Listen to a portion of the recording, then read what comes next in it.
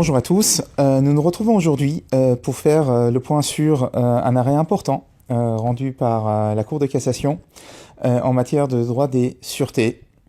Il s'agit plus précisément d'une question qui a fait l'objet d'énormément de jurisprudence dans la période récente, surtout au cours des 12 derniers mois, à savoir donc le problème de la disproportion manifeste de l'engagement de la caution.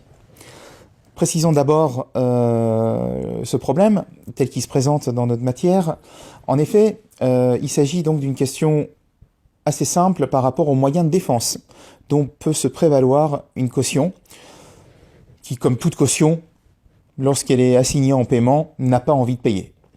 En effet, soyons précis, il s'agit donc d'une disposition qui est issue de la loi du 1er août 2003, la loi dite Dutreil, qui a été donc codifiée dans le Code de la consommation, à l'époque à l'article L 341-4 de ce code, et la réforme qui est rentrée en vigueur le 1er juillet 2016 quant à la renumérotation des textes, même s'il s'agit d'une codification à droit constant, fait qu'aujourd'hui, il s'agit de l'article L 332-1 du Code de la consommation.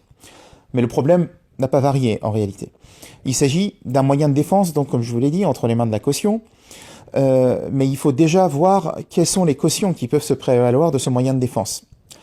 Alors, tel que le texte est rédigé, il s'agit d'un texte dont le domaine est réservé donc aux cautions personnes physiques, qui sont opposées à un créancier professionnel. Donc, caution personne physique, créancier professionnel.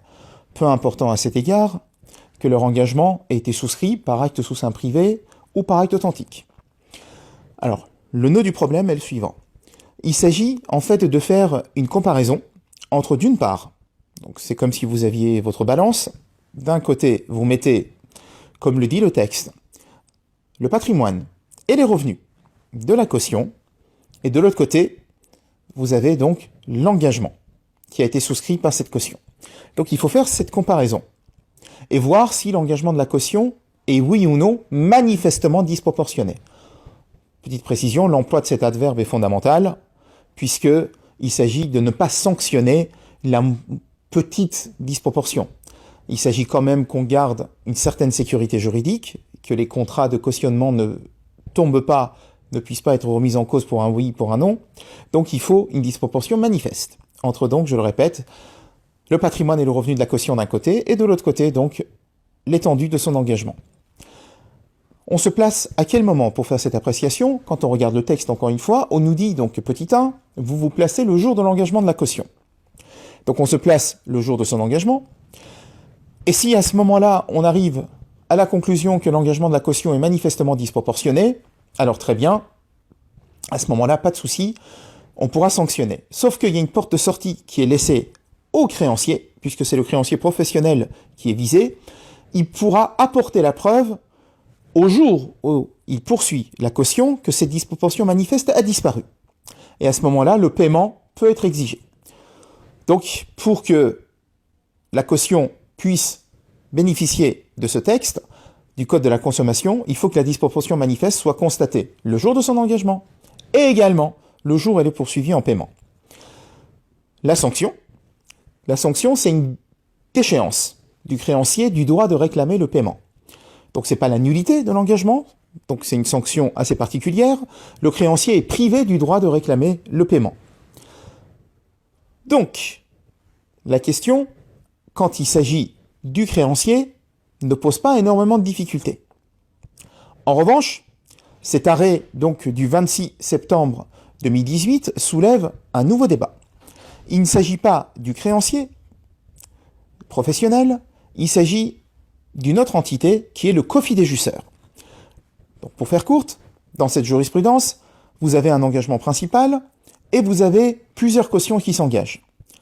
L'une des cautions est une personne morale. Les autres cautions sont des personnes physiques. Et chose intéressante, le créancier a été désintéressé par la caution personne morale. Donc le créancier est en dehors du débat.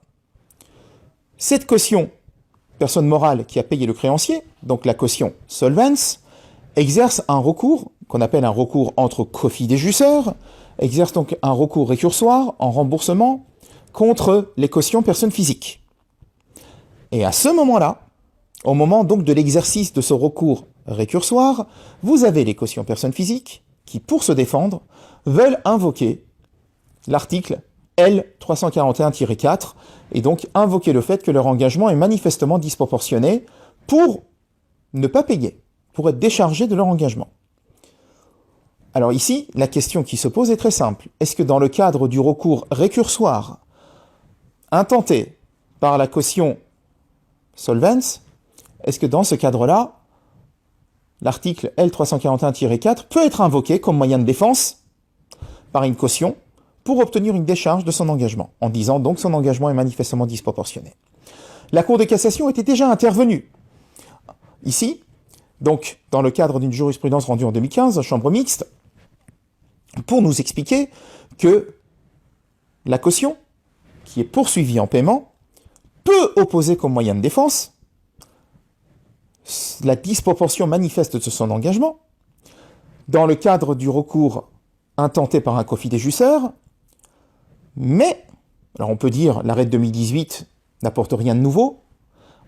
En 2015, ce qui était intéressant, c'est que le recours exercé par la caution solvens était un recours subrogatoire.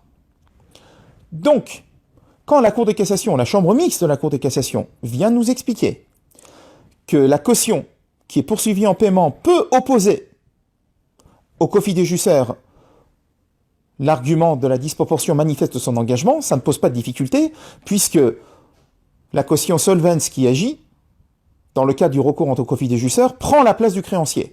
Comme le texte du Code de la consommation vise le créancier, recours subrogatoire, ça ne pose pas de difficulté, c'est normal que la caution personne physique puisse opposer son moyen de défense. L'intérêt de notre arrêt de 2018, c'est qu'on va plus loin. En effet, il s'agissait ici très clairement d'un recours personnel exercé par la caution solvens contre les cofidéjusseurs. Donc là, pour le coup, c'était compliqué de dire on prend la place du créancier, puisque le recours n'était pas subrogatoire. Et pourtant, ça n'empêche pas la Cour de cassation de nous dire que la caution personne physique, dans le cadre même d'un recours personnel exercé par une caution solvens, peut opposer ce moyen de défense pour dire qu'elle est libérée de son engagement, parce que son engagement était manifestement disproportionné. Donc l'apport principal de cet arrêt, c'est de dire que dans le cadre de l'exercice de ce moyen de défense fondé sur la disproportion manifeste, ce texte profite à la caution parce que c'est une personne physique. Peu importe qui agit contre elle, que ce soit le créancier, que ce soit un cofidéjusseur dans le cadre d'un recours subrogatoire, ça a été dit en 2015, ou que ce soit un cofidéjusseur dans le cadre d'un recours personnel, comme c'est dit en 2018, la caution personne physique peut utiliser ce texte.